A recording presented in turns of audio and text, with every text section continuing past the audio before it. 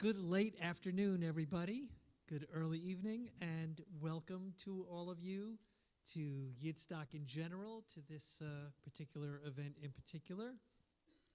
I always love introducing Hankus Netsky because, my book was called The Essential Klezmer, but Hankus Netsky is the essential klezmer. He embodies so much of what the Yiddish Book Center is about, analogously in music and in the Yiddish culture in general, has been an integral partner to the Yiddish Book Center all these years and has been Yidstock as often as I have, which means every year since the beginning. I just want to mention that Hankus will be back here in this room bright and early tomorrow morning at 10 a.m. That's going to be for a very exciting talk, which maybe he'll give you a 30-second plug for that, let you know what that's going to be about, so you're sure to want to come to that. And therefore, without further ado, as I say, the essential klezmer, Hankus Netsky. Please welcome. The same talk you did.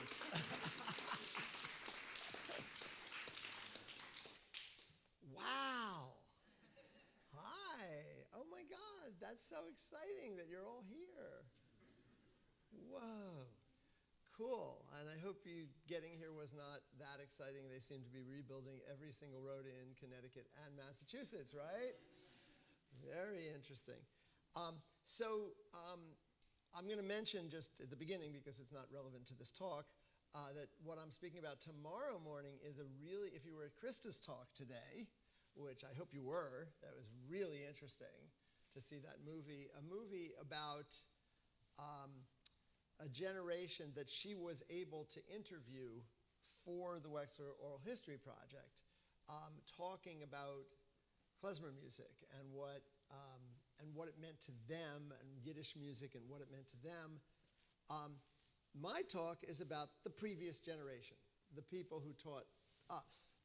And none of them, except for Pete Sokolow, he's like the one person who lived long enough to be interviewed in the Wexler Oral History Project. So I was thinking that while watching her talk, that wow, wouldn't it have been great to have gotten an oral history interview with Leon Schwartz and Bronya Sakina, and I did get one with Chana Milotic, so that is there. So we'll be talking about that tomorrow morning, and what it is that they taught us, and that they taught us just in time. So we'll be talking about that. Today's talk is about Itzhak Perlman and his Jewish violin. And I say that because, of course, the two violins are a Guarneri and a Stradivarius, neither of which are probably Jewish, or born that way. Maybe they converted. But the point is really that this has been something for him that he really has carried with him since his childhood. And this idea of expressing himself in a Jewish way on the violin, but not as a klezmer, really. Really, I see him as someone who has his own way of doing this. So we'll really talk about that today.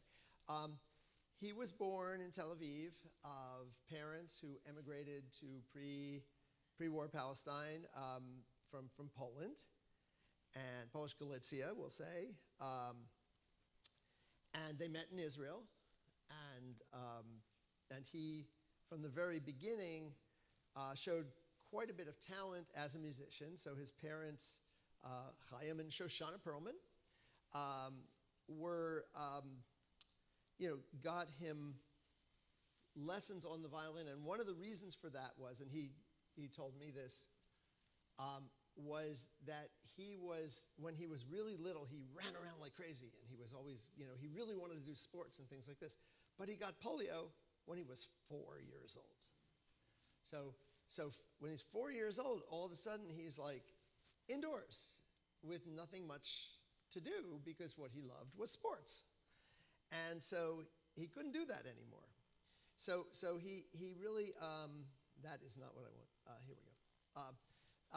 So he couldn't do that anymore. So they got him a violin, and he became really fascinated with that. He would tell me he would watch cartoons and just do that. Do all his exercises, like over and over again. So he developed this crazy technique, and was able to hear everything, but also very facile with the instrument, because the polio only affected his legs. So this was a perfect thing for him.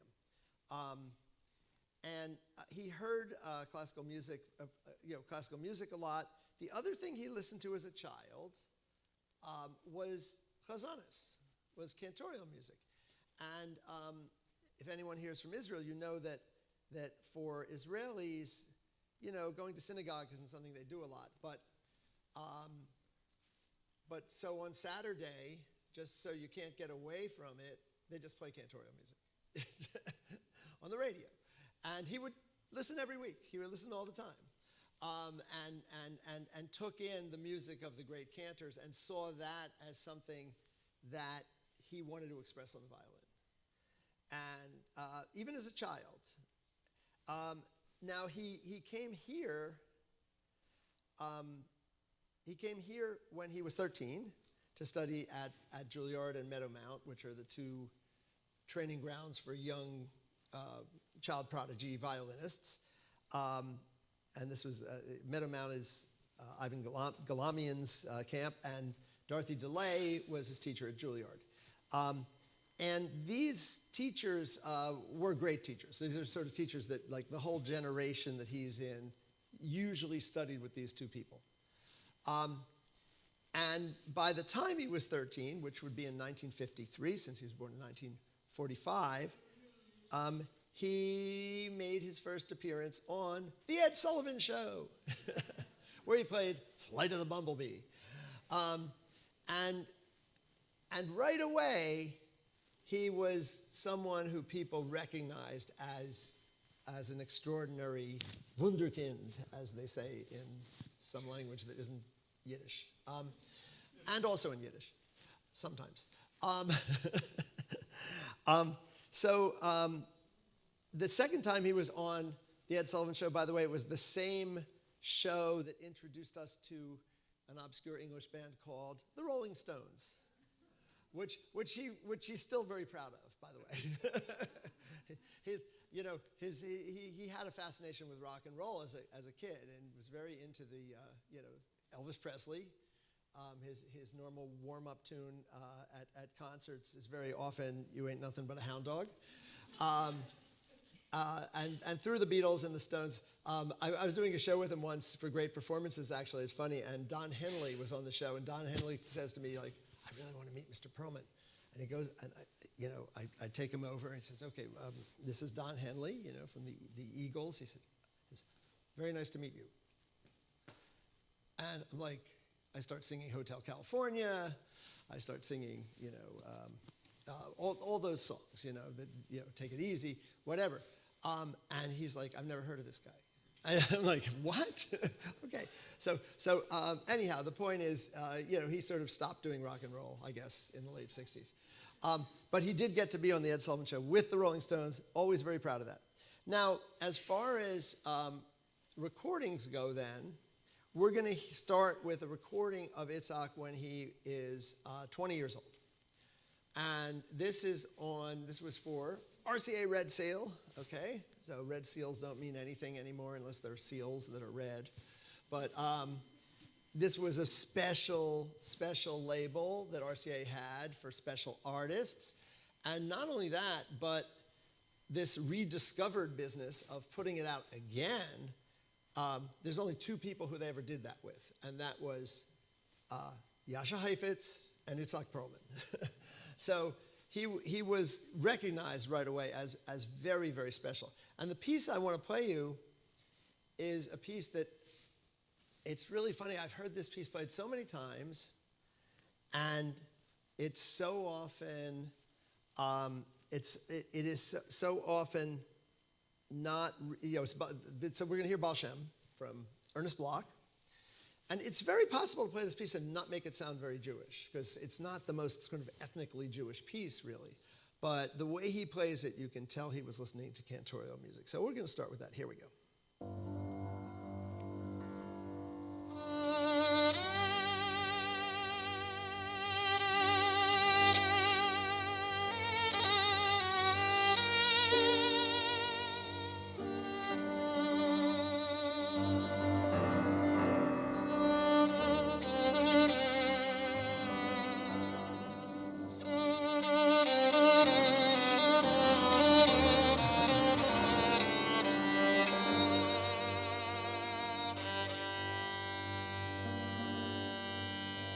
Is that not a cantor?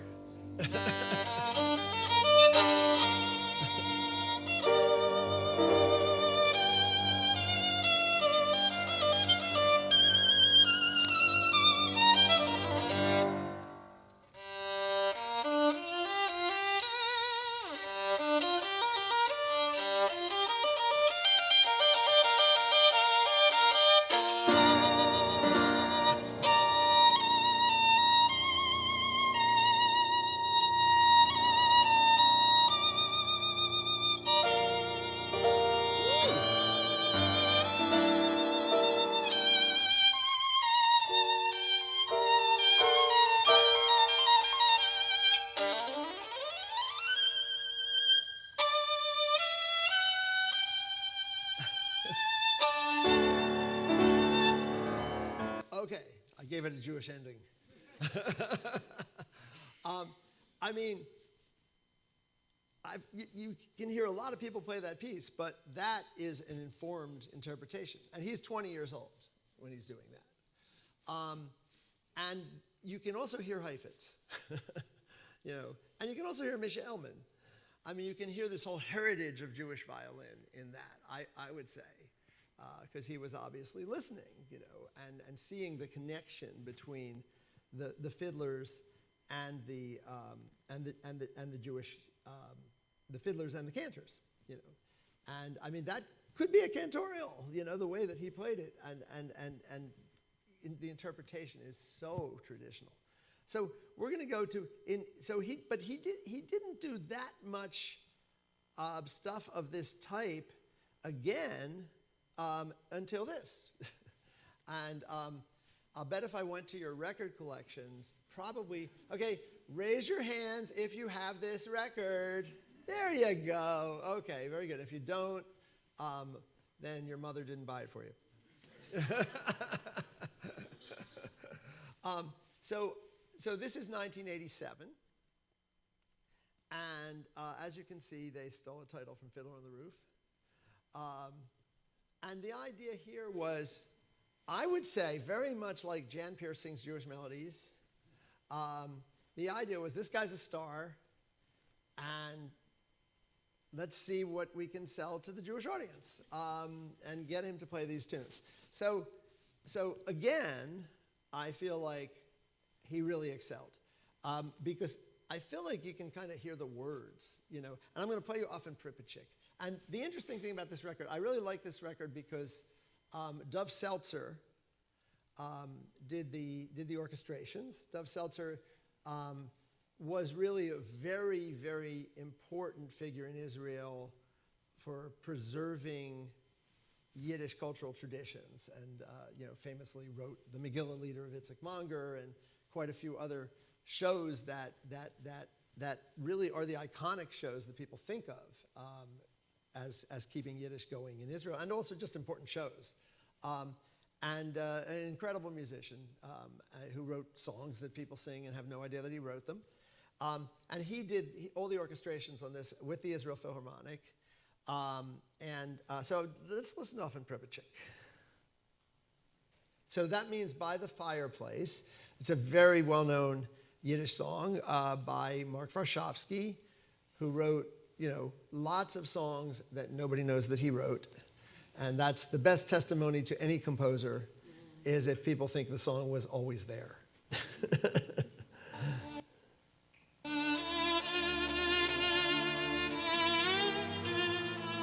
Right? You're all singing already. Did you hear him do that?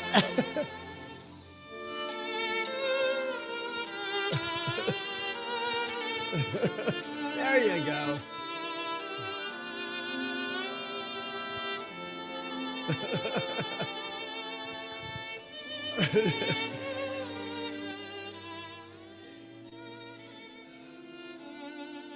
Don't drown him out. Yay! You win. You sound great.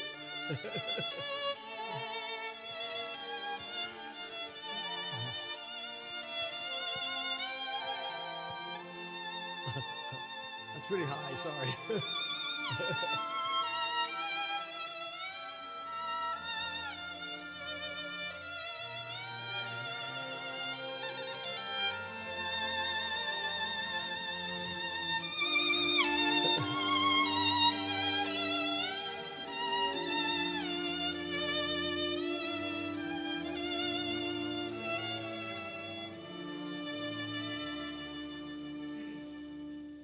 Ooh, yeah, I love how he holds that last note, right?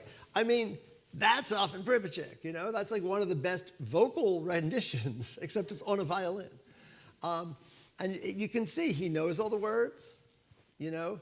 He heard his parents singing this. It meant something to him. It's not just something like they came up with for the recording session. You should record these Jewish songs. It's like, you know, nostalgic. No, it's his musical soul. You know, it really is something that is very deep for him. But once again, didn't do much.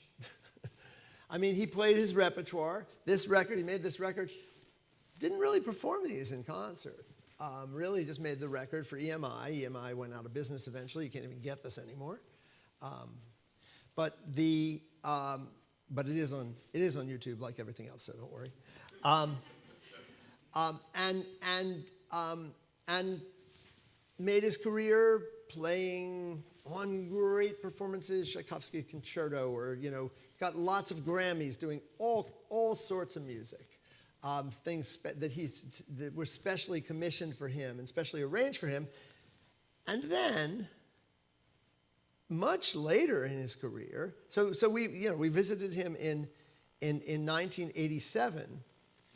And we visited him in 1964, and now we're skipping way ahead. Now, that's not him. But, so what happens is, it's 1994, and he was a regular on the PBS show Great Performances. So he was sort of one of the people who, in the 40 years of that show, like, he did that so many times, playing with so many orchestras. When they were looking for soloists, it was always Itzhak Perlman. And that obviously would bring his name to millions and millions of people. And in 1993, he did a jazz project with... he had done, by the way, he did two. He did one with Andre Previn in the 60s, and then he did this one in 1993, it must have been, yeah, 1993. And he was not happy with it. He was not happy with it. It was with Oscar Peterson. I remember listening to the radio, and they were playing this project, and I heard, and he was playing like a sort of jazzed up version of Dark Eyes. And he was sort of improvising on that, you know. And afterwards, Oscar Peterson says to him, "Wow, that was great." And Itzhak says, "No, it wasn't. It was terrible." And this is like on All Things Considered, so whoa. And so it was obvious that he wasn't that happy with this. I get home and I actually yelled, you know, at my car radio, which is a good thing to do if you want a gig. I just said, like, he's right.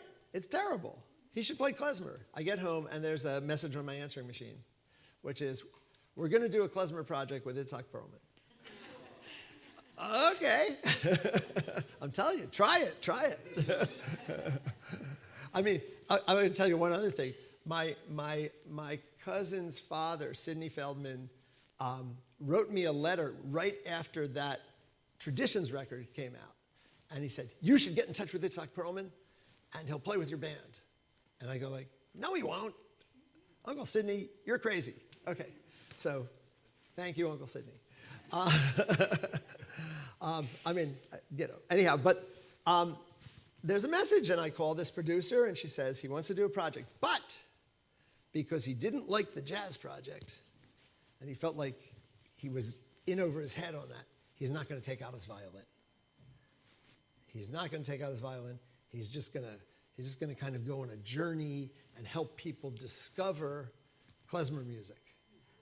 And she said, and your job is to get him to take out his violin.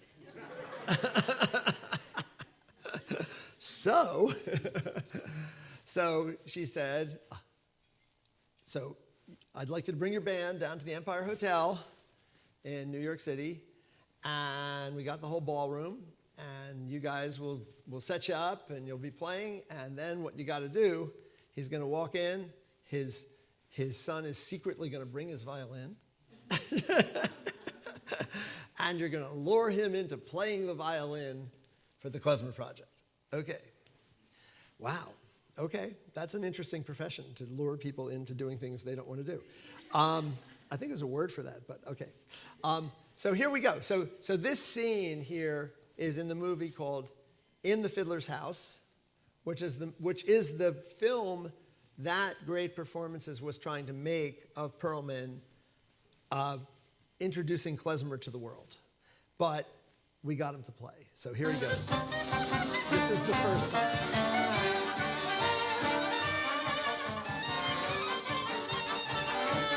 And it helped that there was a wedding in 1930 going on in the room.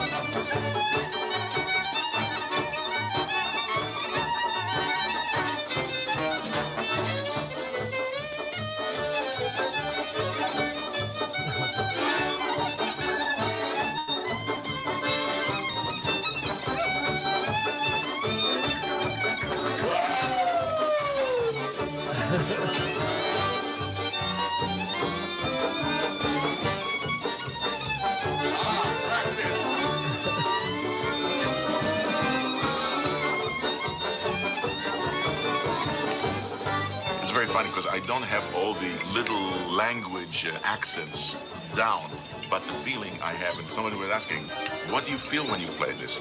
And I say, I just feel very, very natural.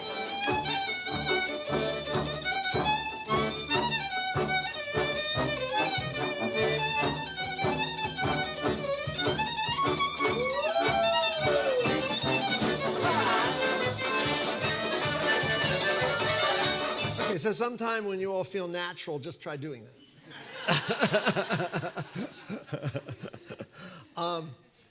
And I'm like, he wasn't going to play? What? And so the trick that I used was I tried to use melodies. Now, again, anyone from Israel probably recognized that tune, because he'll actually show you what it was in Israel. A lot of Eastern European Jewish music made its way to Israel and then got Hebrew lyrics, right, that had nothing to do with the origin of it. But people know the tunes. So that was a tune that I knew had gotten over there. And I'll show you what he does.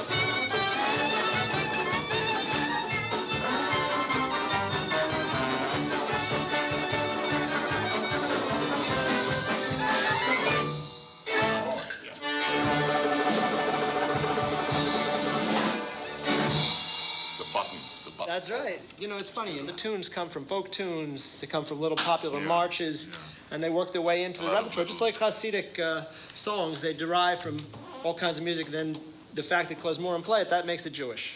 This tune I know from Israel. Oh, yeah. And the words for this tune is Ben Gurion dances ballet and Moshe Sharet is following him. This was obviously not the words. Well, people make up a lot of words to these tunes. I think But it's the only words that I... funny. Yeah, that's How's what it I go? got. Sing it, sing it. בן גוריון רוקד בלט, ואחריו משה שרת. Oh, never mind. Oh, you made me sing. Oh, terrible. That's really great. It was very funny. Oh, boy. I was 7 years old. You know, maybe 15 years ago, all you heard... Anyhow, okay, so now it turns out he was going to get his violin out. I mean, he was definitely going to get his violin out, because when it comes down to it, the next thing he does is kind of amazing. He plays this whole thing. Check this out.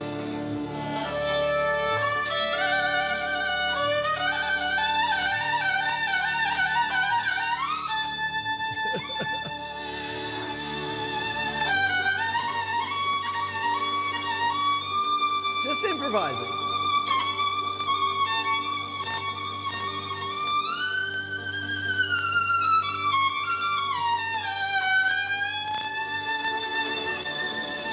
Sometimes it's not the bride that gets nervous. It's her father.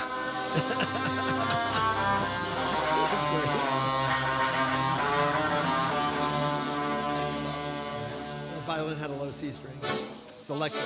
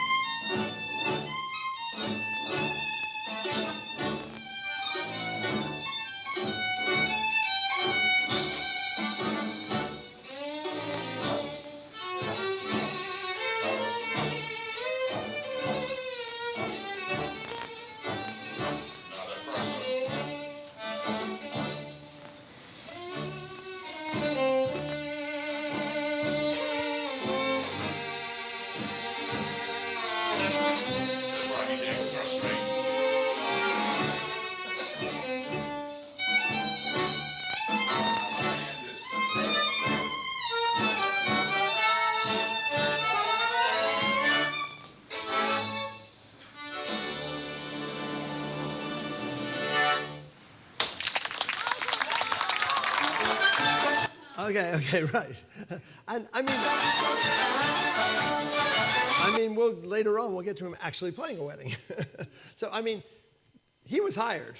As far as we were concerned, I mean, this would be a good guy to have in the band. I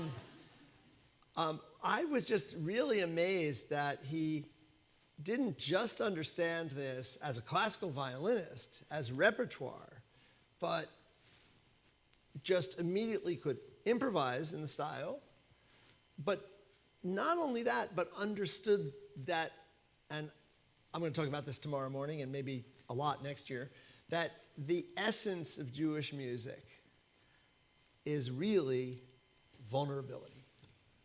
You know, the feeling. You know, why do all the prayers end? Ba, ba, ba, ba, ba, ya, you know, like, why does everything do that? Why do you go up and then down, you know, and slide down, you know? And he's doing all that in his playing. I mean, he like knows how to play Jewish violin, you know? And so, I mean, we were amazed, actually, you know, but that's okay, because his agent had already arranged for a CD to be made and a tour. So So that was the Fiddler's House project, and I'm going to play you a little bit more of that. What I want to show you here is the humility of this guy. So we were playing here in at Damrisch Park for the Arbiter Ring, 1994, and he had never done anything like this before, and we were all giving him arrangements to do, and that project in the Fiddler's House originally was going to involve like 7 different bands. So that's why Zalman's there, if you're wondering. But he did not end up being part of the project. But I want you to just check this out. So this is him talking to the musicians right before the concert. And then you can come in as you wish, as you hear us. You'll hear it. And Anyway, before we start, I would like to thank all of you for working with me and for bearing with me. You know, I'm a novice at this thing, and you've been great sports about it. So whatever happens tonight, please keep going. Thank you very much. It's been a great pleasure for me. Thanks a lot. You know, and you can see how excited. You know, when you're dealing with music, you're dealing with the soul of a society. And if there's anything that can be identified as the soul of a society, of this society, Jewish society, it's klezmer music.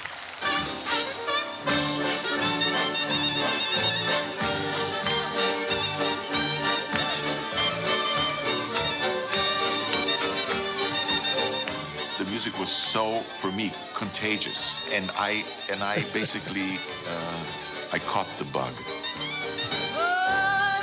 Seinen alle Brüder, ai, ai, alle Brüder, und wir singen fröhliche Lieder, ai, ai, ai. I mean, eventually, he's playing. It's him. Here he goes.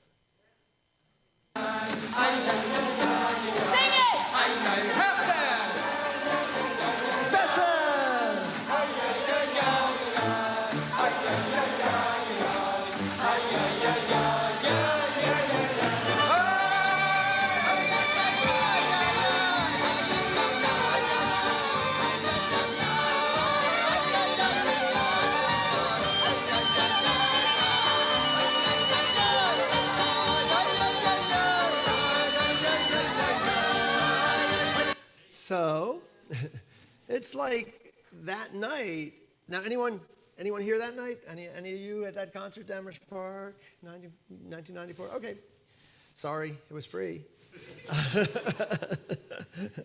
But that night, it became really obvious to him this was something he really had to do. And so that's when he started very quickly planning that we were going to do this. And so now we've been working together for what, 29 years? 28 years, something like that. I cannot do math, sorry. No idea. But some years. So then, as part of this movie, they decided that he needed to go to the Krakow Festival. But he couldn't play at the Krakow Festival because they weren't going to pay him. But because going to Poland was an important connection for him, really, in his life. His family was from Poland. So here he is going kind of like back to the roots as a classical violinist, playing in a very beautiful synagogue in Poland, in Krakow.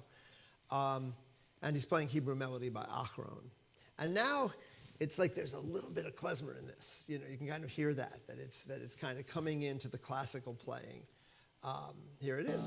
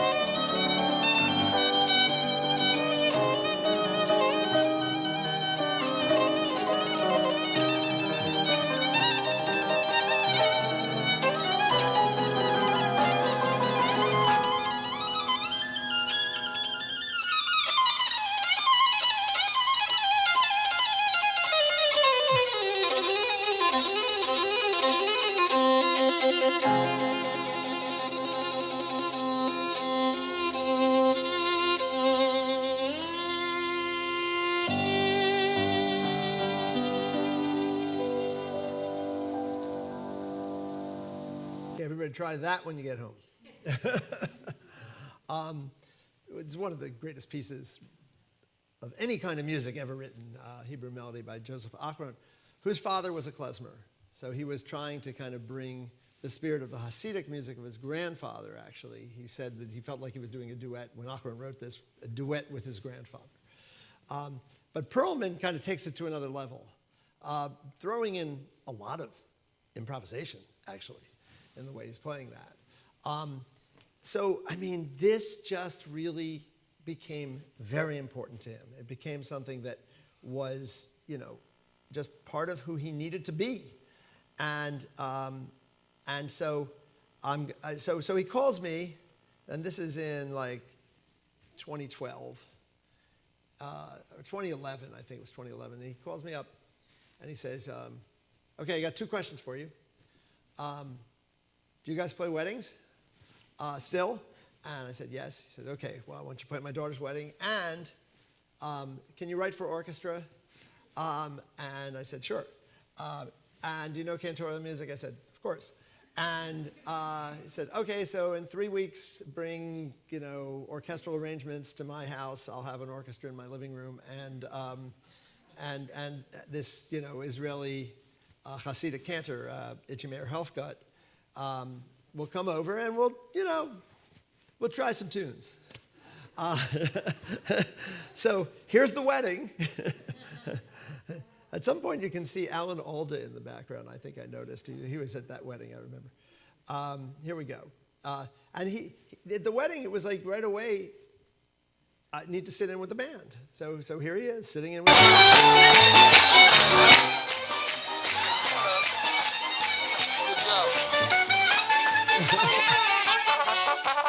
That's not Alan Alda.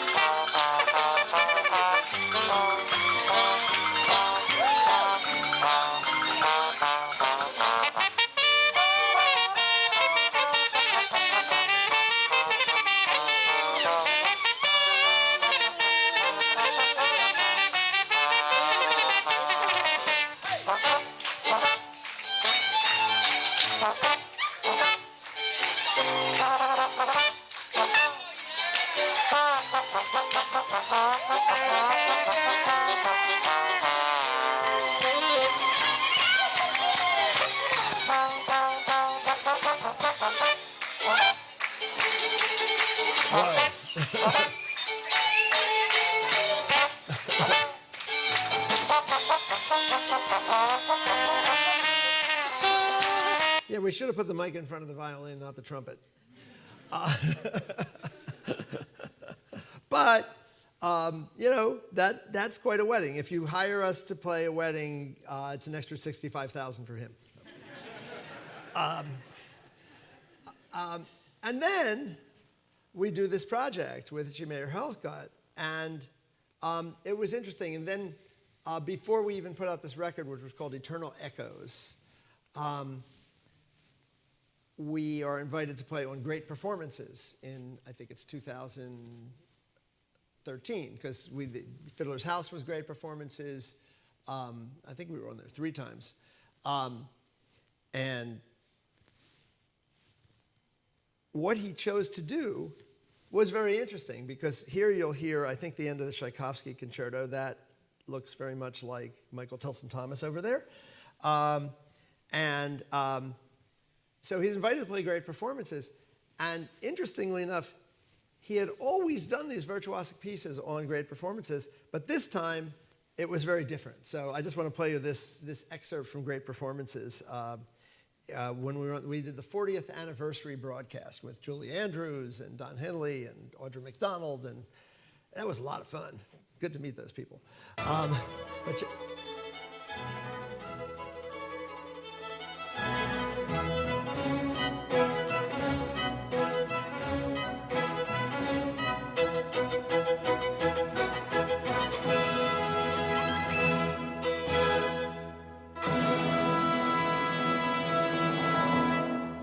what everybody's expecting when the curtain opens.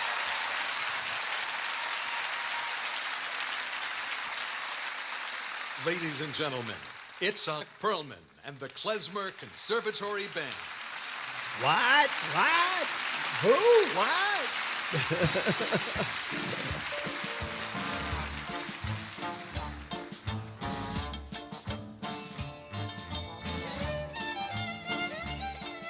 Okay.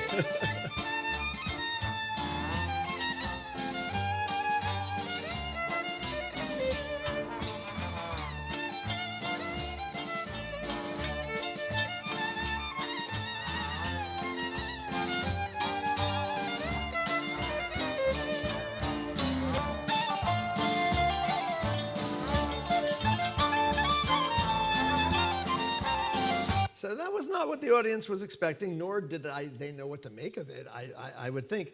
But then, of course, it gets even more interesting, because the next thing that happens is we hear this. Away.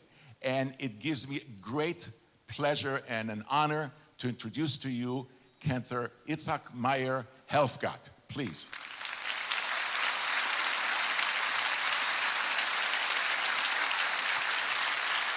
They were expecting Julie Andrews.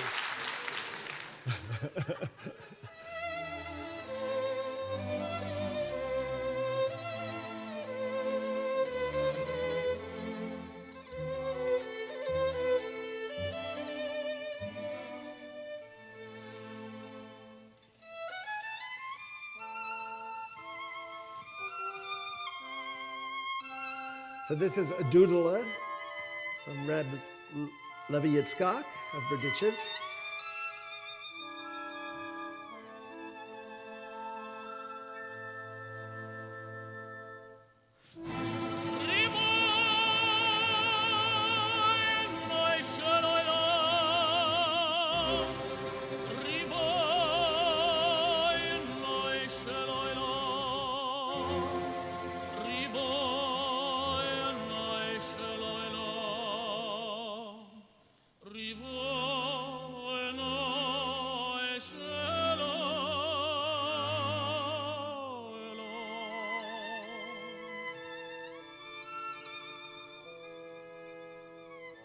Now you really hear him as a cantor. You see this?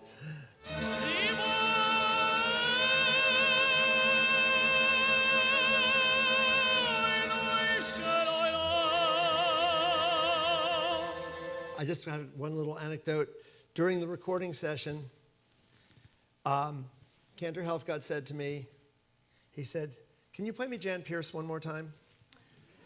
And he looked at his watch on that note, and he goes, "Thank you." And then in the recording, he wanted to make sure he held that note longer than Jan Pierce.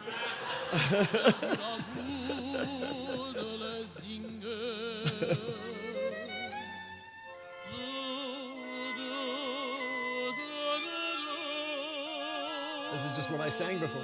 We have a boy. That's Jewish.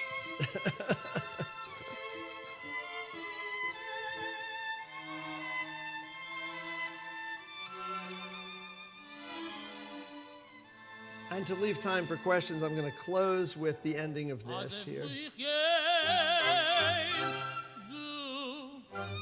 Here we go. I'll just play the ending of this, and then, if you have questions, happy to entertain them.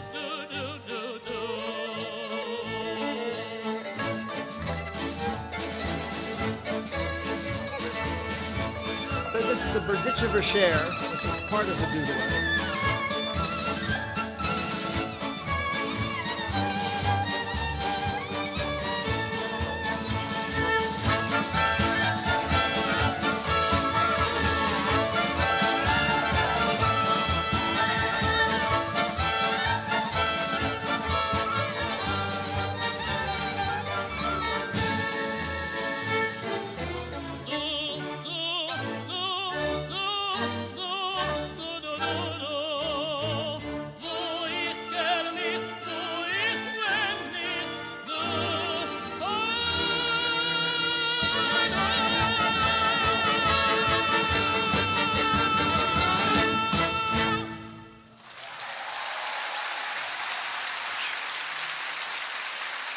Okay, there we go.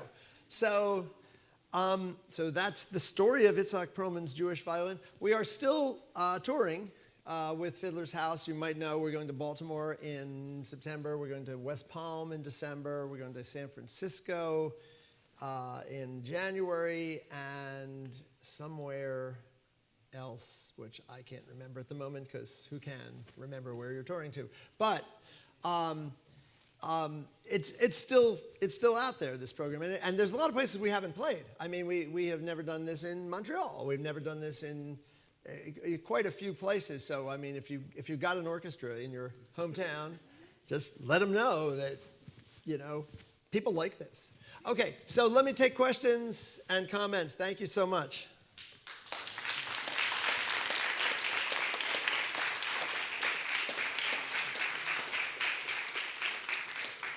Yes. Was that last piece the thing you arranged for him? I arranged a whole album of that, like that, for him. Yeah. Yeah. That's a doodle. That's a good one because you can really work a klezmer band into that. But we did a whole cantorial album called Eternal Echoes. In fact, actually, just because you mentioned that, I'm just going to play a second of something else on that. And here he really sounds like a klezmer. This is Eternal Echoes.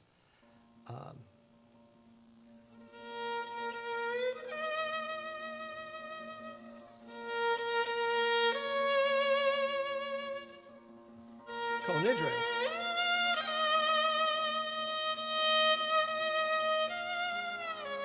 Ooh.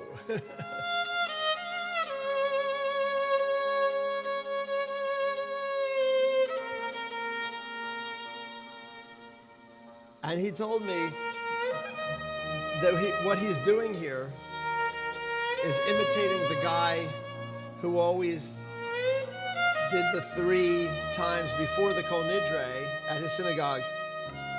And that was a very obscure singer named Elie Wiesel. So he tried to play it exactly like Elie Wiesel chanted it. So, yeah, anyhow, yes. Tomorrow morning, you realize your class is overlapping with the dance class, meaning people have to choose between one or the other, and that doesn't seem fair to some. You can dance during my lecture. I don't do the scheduling, okay? I never have any. I found out what's on the schedule yesterday. I don't have any idea. They would never tell us that. Don't worry about that. No, but I'm sorry. But so what you got to do? Go to the Klezmatics concert tonight and dance the whole time. Because in fact, Asya will be leading dancing during the concert also. So don't worry. You can learn some dancing, or Steve or whoever's doing it. But I don't know. The scheduling is talk to Seth. Okay, yes. Regarding his violin, Yes. does he have one preferred violin that he uses? That's a great question. I'm pretty sure that was the Strad in Krakow for playing Hebrew melody. He will not use the Strad to play klezmer. This is a thing. He said, I don't know, I just decided it was anti-Semitic. But Guarneri, yes. No problem with the Guarneri. No, it was like this thing, like he just, like, I don't know, it just doesn't feel right. But he also brings a plywood violin to these gigs. And like if the weather's not right or something, and you know what? They all sound exactly the same. Oh, Adrian, what do you want to say something? Just repeat the questions for people. Oh, I will repeat the question. So, okay, I'm sorry about that. Thank you. They heard that one. Yes, go ahead. Are these records or is this performance available any place for us to buy now? I don't know. Rejoice, well, this is available. This is on Sony, Eternal Echoes. Yeah, you can definitely get that. Well, Sony, yeah. So it's if you look this up on Amazon or anywhere, you can definitely buy that CD. That CD is around. Eternal Echoes. They probably have it there. They might even have it at the store. They don't have it? Oh no. I just offered him some merch and he didn't want it. I'm like, okay, all right. Well, maybe I'll set up a stand. But anyhow, the point is, yes, it's true. Yeah, it's time to. Did you have a question, Seth? Yes, I did. Yay. Did Mr. Perlman have to overcome some of his training in order to be a proper klezmer musician? Well, it's a great question. My feeling is that he knew what he thought it was supposed to be, and that's fine. You know, I was playing with, I told you about Igor Polisitsky. I was playing with Igor, and he did this great imitation of Perlman playing Jewish music, which was not klezmer. This is a klezmer from Kiev that I was playing with. And he said, no, when he plays like this. Okay, fine, yes, he does. There's a sort of romantic Jewish sliding thing that he does that's so dramatic and beautiful. So I would say he does, on that Kol Nidre though, when he's imitating Elie Wiesel, he sounds like a klezmer. It's so interesting. So he can do, I would say there's nothing he can't make the violin sound like. And actually there's a very famous recording by Billy Joel that was a huge pop hit that had this like Irish, this like Irish fiddler on it, and that's Perlman. And nobody knows it's Perlman. It's just like it's like a secret, you know. But it's him playing Irish fiddle. So I mean, technique in music is based on what you're trying to do with the instrument. There's no such thing as doing technique that's going to mess up your voice, like James Brown was able to scream for 60 years for some reason, and never messed up his voice. You know, I mean, so there's this idea of like, oh, you'll ruin your voice if you do that, or you'll ruin your technique if you play klezmer. It's ridiculous. You know, it's like if you play an instrument, you just have to play what you hear, and the instrument will listen. The instrument doesn't have a brain. I can tell you that. You have to provide the brain. Yes. Who played the trumpet at the wedding? Oh, Mark Burney, and my trumpet player. Yeah. He's a great trumpet player. Yeah. The Eldridge Street Synagogue in Manhattan had a concert with Helfgott and Perlman, Yeah. which I own, and it's wonderful. It's a DVD. Oh. It's a wonderful thing to have. That's not, okay, so you think it's Eldridge Street Shul. I have to tell you that studio, it's called Rejoice, right? Rejoice? Yes. So we made a DVD called Rejoice. If you can find it on the web, buy it. It's great. I totally agree. So that's our DVD of all this material. Thank you for mentioning that. But I have to tell you what that really was. Okay, so are you familiar with the Food Network? Okay, so where they do Chopped, on the second floor, there's a room. This is literally at the Chelsea Produce Market. and they made it into the Park East Synagogue. PBS transformed the room on the second floor of the Food Network and made it look exactly like the Park East Synagogue and totally fooled you. That's great. I love that. In fact, that's what it is. It's the Food Network studio. But nobody was chopping anything. Cool. What else? Yeah, Iron Chef. It was also Iron Chef. Yeah. One more question, if there is one. But great. Yeah. Just a quickie, solve a mystery. So if Itzhak Perlman's son came with his violin hidden, then how did you get him to take it out? Or We played. I have to tell you. I mean, I'll tell you. My bass player almost ruined it because he starts playing like Abi Gesund by Mir Bist Hashem. I was like, that's exactly what you can't do. You know. What Itzhak would say about that, he would say, I feel like I'm in a deli in the Bronx. I don't want to be in a deli in the Bronx. And so what we did is we played, I said, no, we got to play klezmer tunes that he might know. And then he'll go get his violin. But did he he saw the violin over there. I mean, Michael brought it in, and there it was. You know, he said, "Oh, that's here. Oh, I could go jam with him." No, it was really quite interesting. I mean, I was kind of surprised that he actually did it. But boy, right as soon as he did it, he's like, "I could do this. This is going to be great." But he's a humble guy. I mean, honestly, I mean, it's not, you know, I mean, I've been working with him, I just counted, 29 years. And, you know, when you work, you know, you think like, I mean, some people, I mean, actors, for example, are often like impossible to work with. Okay, I'll say that. So I've worked with a lot of famous actors, and like, I can't think of anybody that I could have worked with for 29 years. But some musicians are very nice, and he's very nice. Cool. Well, great. Well, thank you so much for coming.